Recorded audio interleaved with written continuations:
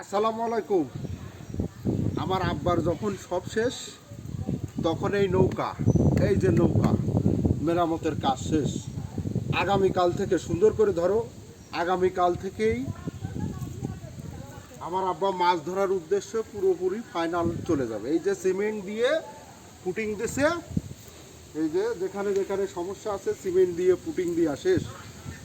এই যে সমুদ্র সৈকত, সমুদ্র সৈকতে এখন মাছ ধরবে। আগামীকাল থেকে সে প্রপার ডিউটি, কারণ তার সব কিছু শেষ। আর আমরা বসে বসে শুধু মাছ ফ্রাই খাবো। যাই হোক, ধন্যবাদ আপনাদের। আমি এই ছোট্ট ভিডিওটার মাধ্যমে জানাইতেছিলাম যে আমার আব্বা কখনো বসে থাকে না, কোনো না কোনো ব্যবস্থা নিয়েই সে দিন যাপন করে। যাই হোক, ধন্যবাদ সবাইকে, ভালো থাকবেন, আল্লাহ হাফেজ।